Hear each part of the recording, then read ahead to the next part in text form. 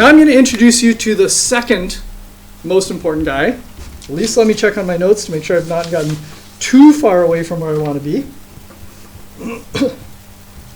So while Korea was going through this flourishing time, and I'm going to push you all back into your seats. So while Korea was going through this big flourishing time, you also had next door Japan. As you saw in the video yesterday, Japan was wanting to expand. They wanted to take China. And if you look at a map, so here's China, here's Japan. And in order to get from Japan to China, there's this little blob that kind of sticks off and says, "Hello, Japan, we're almost China." And so the easiest way to get to China is simply to go through Korea. And so this is what Emperor Hideyoshi decides. He's going to take over China, but to get there, we have to go through Korea.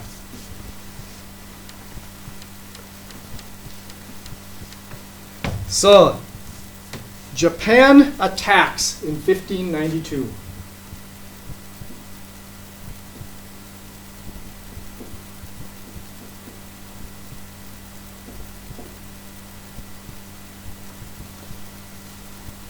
Japan attacks Korea, and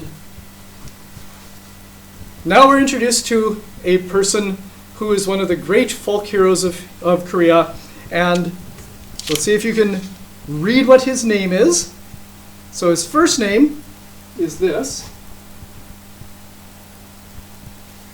Extremely common name. We have several people with that name at BFA. So, and then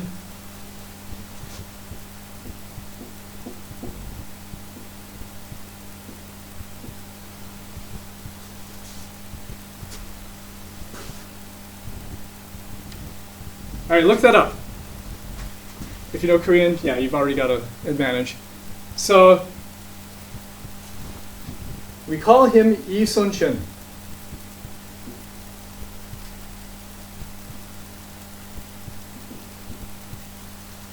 Now this one you'll say yes, but that letter is just simply said E. And that's true. And we have several people at BFA who have this as their family name. In actual Korean, you would say E, but when you put it into English, you will often put something else in front of it. So for example, Rebecca Yi has it Yi. Or we talked about Syngmun Rhee. The fellow who was the leader of Korea during the Korean War. So, leader of South Korea. Syngmun Rhee, he put Rhee in front of it. Or you have someone like Jacob Lee, who puts the L. Oh, whoops, not Jacob. All right, any other Korean Lee. You just put an L in front of it to make it easier. So, but they are all basically this last name, which is E. And so we will call him Lee Sun-shin.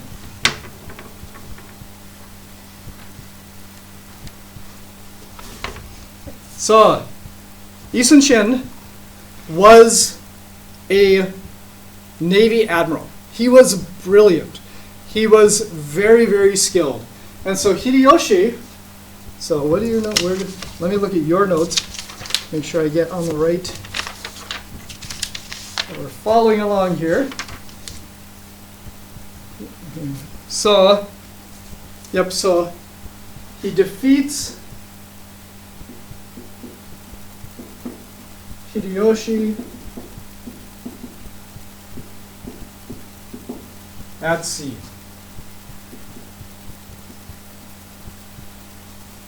In order for Hideyoshi to invade China, he needs to get his troops over the ocean and land somewhere, in this case land in Korea, so that he could go through Korea. He didn't care about Korea. They're just some little shmoo that we'll mash away. We'll get to China. But he runs across this great Korean admiral, Lee Sun-shin, who basically defeats him before he can even get his troops on land. And this is rather difficult. So Hideyoshi is having really trouble. Even the troops he manages to get onto land, he has to feed them, give them weapons, give them bullets for their guns. And so Yi Sun-shin is causing such trouble in the ocean that Hideyoshi's invasion is going to fail. And basically, if we look at the way their boats are made, this is another of these brilliant things that Yi Sun-shin was able to use to his best advantage. So, let's see, how far can you see? Yep, we got lots of space. So if we have basically the Japanese boats, so the difference between the boats.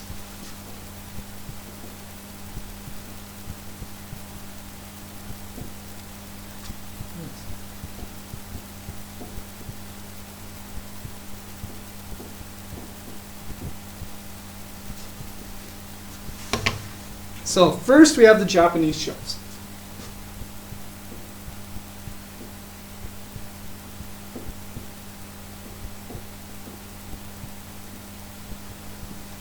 So the Japanese ships were built for speed. They were built to carry their soldiers quickly across the ocean and get them on land where they were the best fighters in that area at that time. And so it wasn't so much as of a navy as a way to get your army from land where they could fight to land where they could fight. And so with that in mind, the Japanese ships were built to be light and fast. And so they had the hull was a V-shaped hull.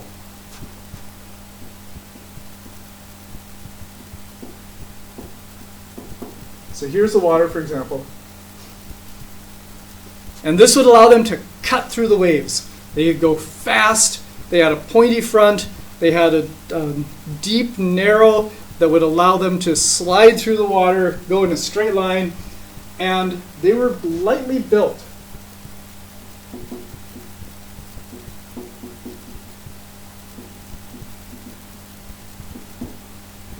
They were built with nails. They would take iron nails and they would nail them because that allowed them to build rather quickly.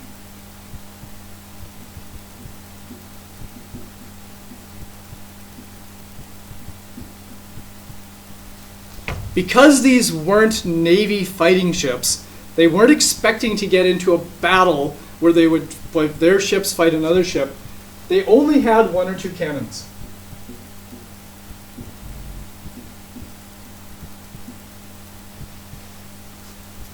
And if it did come to a naval battle, the Japanese strategy was to come alongside, throw, throw grappling hooks, throw whatever you can, pull the other boat next to you, and then have our people jump on the other ship with their big samurai swords and chop the opposing people to bits. So the strategy in naval warfare was to board and fight hand to hand. So every stereotypical movie you've seen about medieval Japan and the people with their big swords and such, that's what they would do to these poor sailors, whoever they happened to encounter. So they would grapple the boats together, bring them in, the light-built Japanese ships would come up, and then the highly trained soldiers, not so much sailors, soldiers would jump on board, slaughter the enemy, then leave their boat off and go off to the next one. So that was their strategy. The Korean ships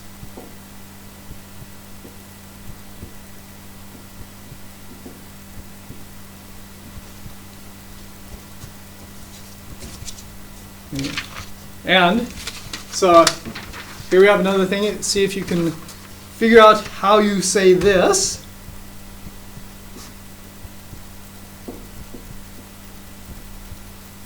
All right, so look at those ones. And I gotta make sure I get the vowels right.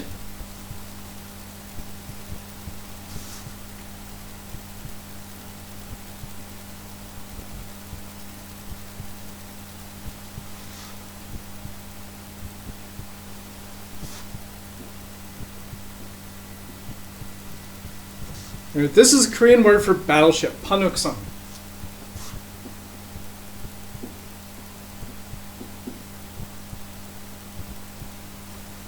And these were sturdy,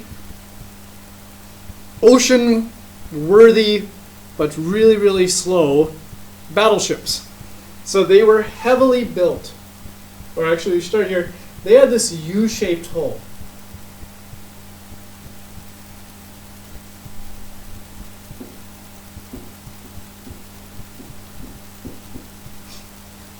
If you remember, Korea was not in the interest of going off and conquering other countries. They were isolationist. They were very Confucianist. They said, no, we had a defensive army. We don't need to go across large amounts of ocean, so we want a boat that is flat on the bottom. If you have this deep cutting hull and you want to turn, you have to make this big, wide, sweeping turn through the ocean. If you have a flat, you could basically take your ship and you could turn it around without having to move it anywhere because the bottom is flat. And so these are extremely maneuverable. You could simply rotate in the place where they were, and if the enemy is over there, oh, now he's over there, you just simply turn your boat. You don't have to do this wide sort of like dogfighting moves that you would if you had your deep ones. They were heavily built.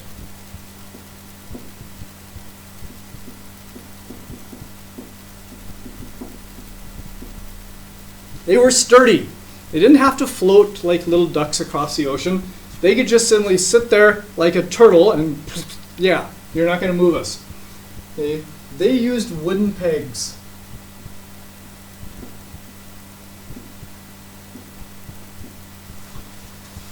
Which is harder than using iron nails. But remember, the Japanese ships were built to go across the ocean, drop off the people, and then the ships are, yeah, they're done. You could put them back on dock or whatever.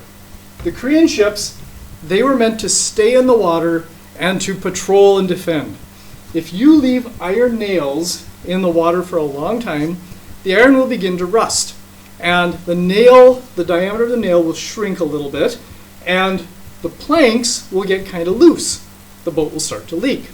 If you put wooden pegs in water, the pegs swell and the boat gets even tighter. So you could sit this Korean boat in water for months and months and months, and it would get even tighter and more waterproof. So this is another big thing.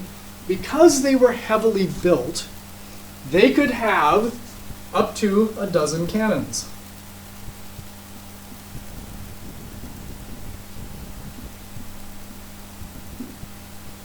If the Japanese ships put more cannons or bigger cannons and you fired it, because they were lightly built, your own cannon might shake your ship apart. But the Korean boats were these tanks on the water, and they had 12 or more cannons, and their strategy was to shoot the other ships out of the water.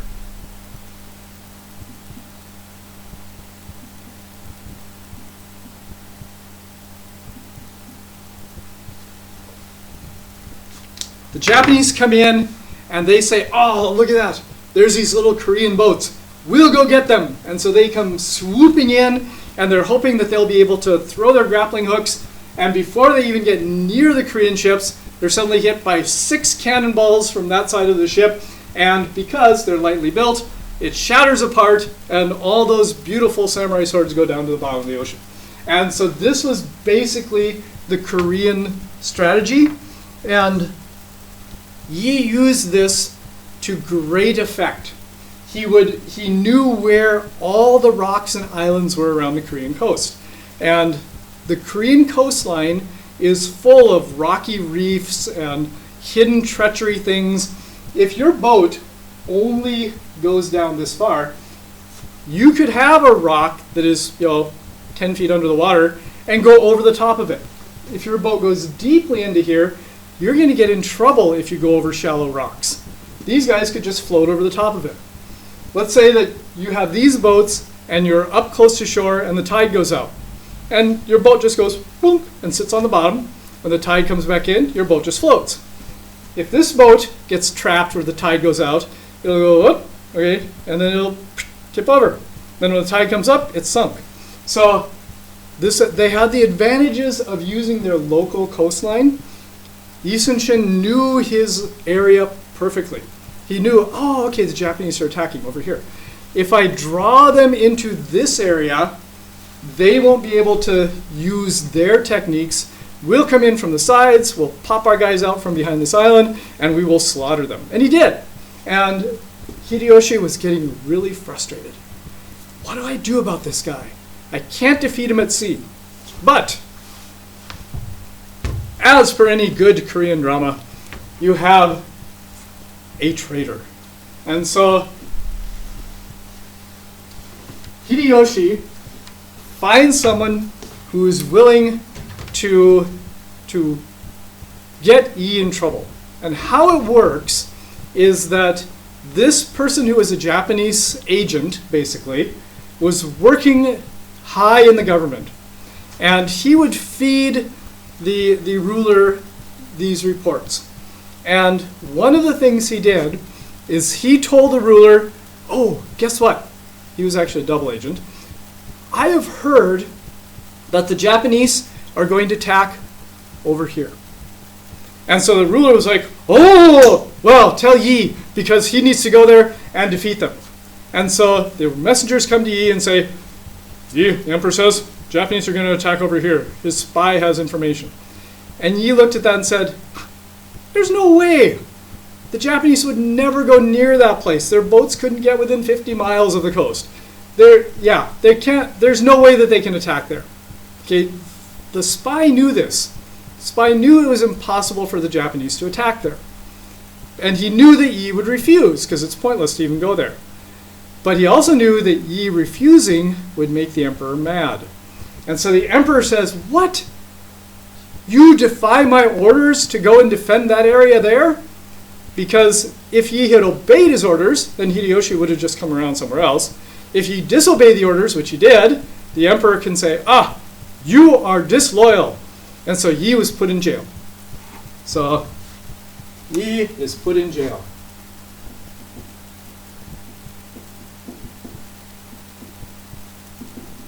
And I think on your notes he's spelled in Korean.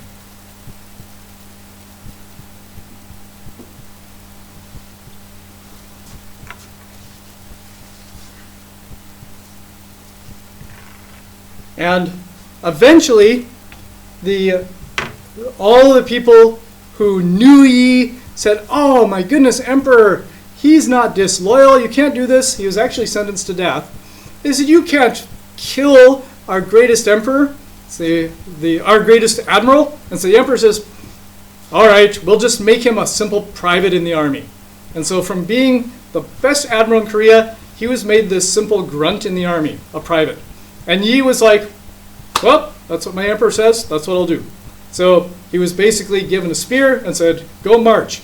And the Korean army was not doing well against the Japanese army on land, because now with Yi's in jail, they're able to get all the food, all the weapons, all the whatever you want.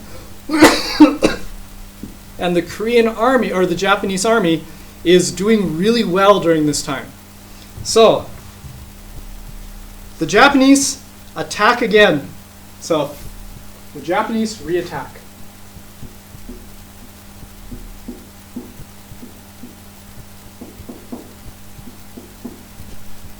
In 1597. We've got this Yi guy, and the Yi guy is in jail, we can re-attack. They absolutely wipe out the Korean Navy. This Yi's replacement is a total loss. He has no clue what he's doing, and he gets ruined. Now, one of his soldiers realizes, my admiral is clueless. I am not going to go out there and do what he says and get totally slaughtered by the Japanese. So he takes a dozen or so boats and he hides them. Now, the ruler of Korea realizes, I was dumb. I should have Yi. So he asks, where's Yi? And they say, oh, he's in the army. We need to make him admiral again. So Yi comes back and says, oh, yes, sir. You've made me admiral? What's the state of our navy? And the emperor says, well, truth is, we really don't have one. It got pretty much wiped out. I think you've got a dozen ships or so. And so Yi says, well, I'll work with what I have. Now, I would like to introduce you now to what is often considered the Korean secret weapon. And in yesterday's video, it showed this, showed pictures of it. In reality, this was not a huge outcome in the war, but it's a pretty cool ship. So this is what is called the turtle ship. So the last two words, oops, this is.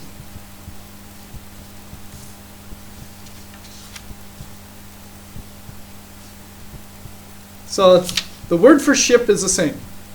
Okay, so where do you have on your notes?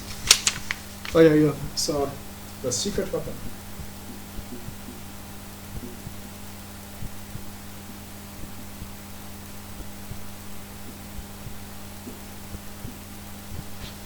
And that's the wrong vowel.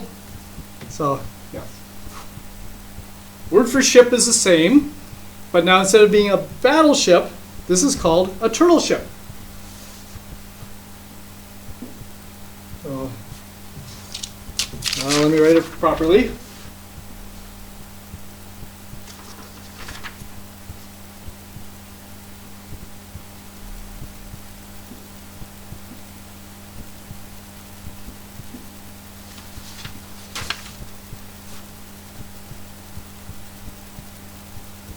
So, go book son. Go book means turtle. And basically, they would take a panokson and they would cover it over with a metal shield with spikes on it. The Japanese strategy, remember, was to grapple onto the ship, jump on top, and fight then on deck of the ship like pirates. Well, if you cover your ship and put little spiky things, the Japanese can't jump on top of it. They may grapple your ship up next to you, but then your cannon is right there next to the Japanese hull. They're banging on the top saying, let us in. You just light the cannon and there goes the Japanese ship. So these Kobuksan were the secret weapon, but in reality, the Korean Navy never had huge amounts of them. They were more of this kind of like impressive thing. Oh, look at what we have. And the Japanese were like, woo. But it's actually the battleships, the Panoksan, that did most of the damage. So in our final battle,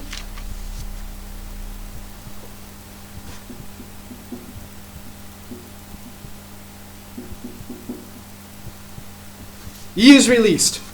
And he has just a very few ships. And he realizes, I can't waste them. I have to use my ships in a way that will be the ultimate efficiency. I have to choose my battlefield specifically, and I have to make sure that I use my firepower that I have to its total ability. I can't waste a thing because I don't have much. And so he found a place where he could draw the Japanese in and then bring his ships around from the sides. The Japanese couldn't move, and in this final battle, Ii manages to pretty much wipe out all of Hideyoshi's fleet. And in the process, just because like he's a hero, this has to happen, Ii is shot. And he doesn't want his fellow sailors to know that he is dead, so he goes down below and he talks to, I believe, his nephew and says, you have to put on my armor and go back up on top and pretend you're me, because I don't want them to know that I'm dead. So his nephew puts on his armor, he dies, and the nephew goes and stands up on deck and does all the admiraling things. And Korea has this huge victory over Japan. As you saw in the video, Hideyoshi never actually makes it to invade China because these pesky Koreans that he'd never even figured about have taken over and they've defeated him. So he has to go back to Japan, and Yi Sun-shin becomes this hero, has a huge statue of him in Seoul today that you can go see. It always helps to die at the height of your fame. That's why we have Nelson's column in England and we have Yi's statue in Seoul. All right. So, what does this have to do with the development of Korea? So our last point today is that after this spectacular defeat of Japan, yeah, along come the Manchus and they defeat Korea. Yeah, so we had this huge fight, we saved ourselves, and then whoomph, in come these foreigners and they get us. So they are conquered by the Manchus.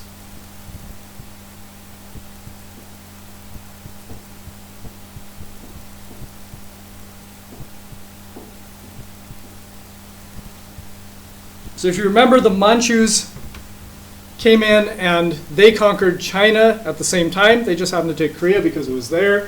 So 1636. So even though 30 years earlier we had defeated the Japanese, we get conquered by the Manchus.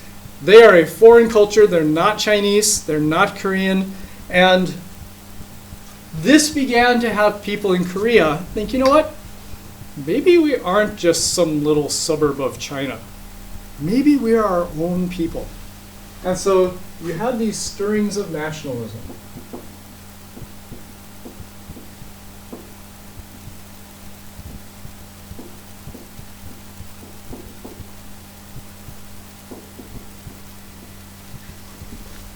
That the Korean people said, yeah, we are someone different. We did defeat the Japanese. We did that without any Chinese help, didn't we? And now we've got these foreigners who are coming in and making us do all these things. No, we want to be Korean. And so this is when you begin to have, in modern times, this feelings of a Korean identity that is separate from that of being a suburb of China, that they began to say, no, we are Korea. We are definitely not Chinese. And we are definitely not, well, yeah, we're definitely not Japanese. There's no way we'd ever compare us to that. But, we're Korean, and that's kind of good.